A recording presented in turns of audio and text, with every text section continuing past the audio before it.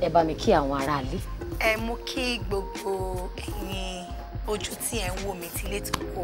ṣàlàáfíà ni mo bá yín mo dẹ̀ fẹ́ àsìkò yìí dúpẹ́ lọ́wọ́ yín fún gbogbo ìfẹ́ tí ẹ fi hàn mí gbogbo ẹ̀yin olólùfẹ́ mi Mercy Aigbe tẹ́ máa ń ní tí Mercy ò bá ti sí nínú fíìmù mi ò ní wò ìfẹ́ ló wà ń bẹ̀ Ọlọ́run á túbọ̀ máa nífẹ̀ẹ́ yín náà mo fi àsìkò yìí kí yín ẹ káàbọ̀ sórí ètò wa lẹ́ẹ̀kan sí ẹ kó tó di pé ẹ wọlé dé àti fi ọ̀rọ̀ ránṣẹ́ sí orí ẹ̀rọ ayélujára ìyẹn orí Facebook wa láti béèrè lọ́wọ́ àwọn ìyá tó fọ́ pé àǹtí Mercy ló ń bọ̀ lẹ́ni ò ṣe ẹ ní ìbéèrè ó máa dá pé a fi ọ̀rọ̀ lẹ̀ sọ̀rọ̀ àwọn olólùfẹ́ wa náà torí tiwa náà la ṣe wà bí yóò bá sáwọn kò lè sá wa máa wá lọ sí orí àwọn ìbéèrè wọn lọ́lọ́kan ọ̀jọ̀kan ní ṣókí ẹnìkan tiẹ̀ ní kí n béèrè lọ́wọ́ yẹn ní ṣé Mercy Aigbe wà nílé ọkọ.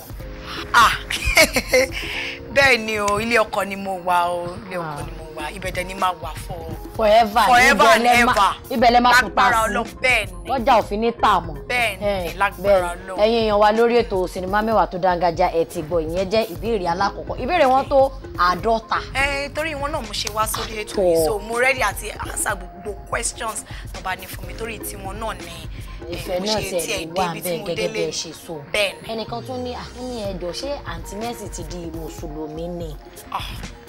mi ṣe mùsùlùmí o ó ní láti jẹ́ wípé bóyá ẹni yẹn wo fíìmù mi Ajajemila tí mo ti play character Muslim tí mo ti borí tí mo ti ṣe Ajia and all that then àwọn èèyàn tún wá ń sọ pé àǹtí Mercy really try lórí fíìmù yẹn o because gbogbo àwọn Arabic word then sọ gbogbo ẹ̀ ń pray ara ṣẹ́ wa ni so mo kọ ni àmọ́ mi ò ń ṣe mùsùlùmí Christian ni mi. Ó di ìbéèrè kejì ẹ̀yin èèyàn wa lórí ètò sinimá mẹ́wàá tó dáńgájá kẹ má ní dá mi ní ò béèrè ìbéèrè tí mo béèrè ṣe mọ̀ pé tẹ́yìn gan bá wò ẹ́ rí pé ó ti pọ̀ àmọ́ ṣókí báyìí náà ni a máa ṣe kódà ẹnìkan tún ní kí n bi yín pé níbo ni àti ẹ̀ ti máa ṣe eré àgbéléwò níbo ló ti bẹ̀rẹ̀ níbo kàríà yín ti bẹ̀rẹ̀ wọ́n mú yín wọbẹ̀ ni o fúnra yín lẹ lọ fíìlì fọ́ọ̀mù ni o ipa wo lẹ́yìn fi bẹ̀rẹ̀. Láti kékeré ni mo ti mọ̀ wípé nǹkan tó wù mí ṣe ni nítorí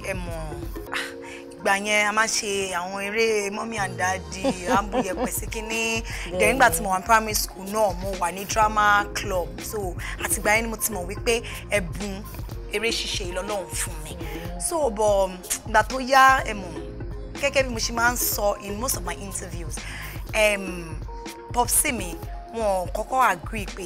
iṣẹ́ yìí ni kí n ṣe. Ṣé bàbá náà tí ó fẹ́ kọ́ mọ́ lọ tẹ àjọ tàbí aláìní. Láyé ìgbà kan àwọn èèyàn máa ti fi pé tó bá ti jẹ́ doctor kò jẹ́ lawyer kò ṣàjẹ́ professional job pé àwọn ò fẹ́ ọ̀pọ̀ àwọn fẹ́ kí iṣẹ́ lọ ṣiṣẹ́ ń bank di accountant and all that so ìyẹn ni mo fi lọ sí Polytechnic Ìbàdàn ibẹ̀ ni mo ti ṣe OND ní accounting bó ṣe mọ̀ tí èèyàn bá ṣe nǹkan tó wùyàn ṣe kò inú èèyàn ní dùn mi mo ṣe fẹ́ translate ṣe mọ̀ gbogbo tí ẹ̀ sí bẹ́ẹ̀ but at least inú èèyàn máa dùn pé nǹkan tí ó wù ẹ́ látọ̀kan láti bẹ́ẹ̀ ni lèèyàn ṣe so instead kí padà lọ sí Polytechnic lọ ṣe HND mi mo wá decide láti lọ sí university ibẹ̀ ni mo ti study theatre arts University of Lagos so nígbà tí mo ṣe tán mo ṣiṣẹ́ for a while because I had problems with my dad torí wọ́n wò pé kò ṣáà ṣe gbogbo nǹkan tí wọ́n bá kà náà ní Naija ń sìn anything tó bá kà kò pọn dandan kó jẹ́ pé ìyẹn náà ló máa fi ṣiṣẹ́. bó bá tiẹ̀ ti lẹ́sẹ̀ tó sì mọ̀ yàn bẹ́ẹ̀ ni wọ́n ṣàṣì ń wò pé báǹkì náà ni màá ti ṣiṣẹ́ ṣá but eventually to cut the long story short mo ṣáà decide láti follow dreams mi àti follow heart mi so professionally mo join industry ní 2006. So professionally, but before then, I was to stage play and like I said earlier, mo ní degree in theatre so ní ṣókí bí mo ṣe ìrìn àjò mi ní industry ni. Ẹnìkan tún ní ká béèrè lọ́wọ́ yín wọ́n ní kí ni ìbáṣepọ̀ tó wà láàrin ẹ̀yin àti Wẹ̀mímọ́ Films nílùú Ìbàdàn. Wẹ̀mọ́ Olúpọ̀ ọ̀gá mi nìyẹn in fact títí láì ni mo máa dúpẹ́ lọ́wọ́ wọn because àwọn lọ́lọ́run lò